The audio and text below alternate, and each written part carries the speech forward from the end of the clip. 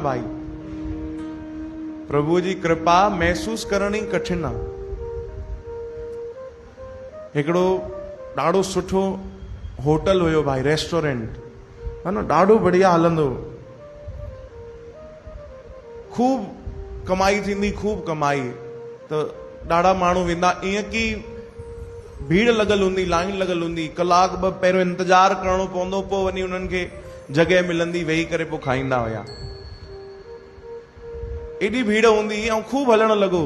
त हिकु ॾींहुं हिकिड़ो सज्जन माण्हू, सुठो माण्हू, उहो वियो होटल ते, चईं भाई एडी तारीफ़ ॿुधी आहे, थोरो थी चऊं।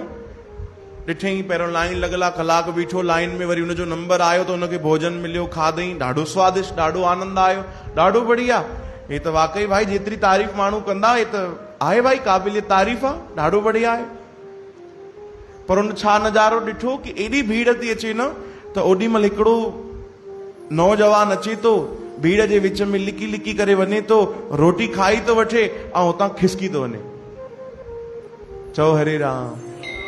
भीड़ भड़ाको एॾो कि हिकिड़ो माण्हू अचे, जल्दी जल्दी खाए ऐं हुतां वापसि पियो हली वञे बिना पैसा ॾे। हिकु ॾींहुं ॾिठईं, ॿिए ॾींहुं वरी उहो माण्हू आयो, वरी ॾिठईं त सोचईं भाई हितां जो जेको सेठ आहे, ओनर आहे, मालिक आहे, उनखे वञी ॿुधायां। उनखे घटि में घटि ख़बर त हुजे भाई तुंहिंजे होटल में भीड़ जो सहारो खणी करे हिकिड़ो माण्हू रोज खाई तो वञे फोकट में। वियो मालिक वटि, उनखे ॿुधाई, चईं भाई मां तुंहिंजे होटल ते लगातार 2 ॾींहं आयो आहियां, रोटी त ॾाढी सुठी आहे, पर हिकिड़ी घटना थी थिए, थोरो ध्यानु ॾे। छा थो थिए भाई? हिकिड़ो माण्हू रोज अची ऐं बिना पैसा ॾेई होटल में भोजन थो करे वञे। सेठ जे चेहरे ते मुस्कुराहट आई कि साईं तव्हां पहिरां न आयो जेकी ये शिकायत करण आया आहियो। 6 महीननि में कई माण्हुनि इहा शिकायत कई आहे कि कोई रोज अचई तो, रोज रोटी तो खाई वञई ऐं बिना पैसा ॾेई हली तो वञे। चई पोइ तोखे जॾहिं 6 महीननि खां ख़बर आहे त तूं कुझु कयो कोन, रोज हुनखे खाइण तो ॾे, तोखे धंधो पाणी न करणो आहे छा भाई? चई न न करणो आहे साईं, करणो आहे, बिल्कुलु कमाइणो आहे, खूब कमाइणो आहे। पोइ कुझु एक्शन नथो खणे, कोई अॻिते नथी वधे ॻाल्हि, छा आहे भला? कि 6 महीना पहिरियों जॾहिं पहिरें माण्हू मूंखे शिकायत कई त मां सोचियो हिनखे रंगे हाथ पकड़ियां थो, हिनखे हिकु बार पकड़ियां थो, पोइ ॾिसां थो। त मां ॾिठो, पहिरें ॾींहुं न खाधो, वरी बिना पैसा ॾेई बराबरि वञे बि पियो। मां हिनजे पोइतों बि वियुमि त हिकु ई भिखारी निकितो, रस्ते ते वेही भीख मंगंदो हुयो। मां सोचियो सुभाणे अचे त पहिरियों हिनखे पकड़े वठंदुमि। ॿिए ॾींहं जो मां इंतजार पियो कयां, मुंहिंजो होटल 9 बजे खुलंदो आहे, मां 8:30 बजे बीह रहियुमि, भाई अचे तो उनखे पकड़ां तो। 8:45 बजे ठीक वो पहुची भी वियो, होटल जे ॿाहिरि रस्ते ते ई वेठो हुयो ऐं मथे ॾिसी प्रार्थना पियो करे। उहो प्रार्थना जेॾी महिल मां ॿुधी त मां चुप थी वियुमि। छा पियो चए, छा पियो प्रार्थना करे? चई 8:45 बजे अची करे उहो प्रार्थना पियो करे, प्रभु अॼु हिन होटल में खूब भीड़ मोकिलिजां, भीड़ जे सहारे मां अंदरि वञा ऐं रोटी खाई अचां।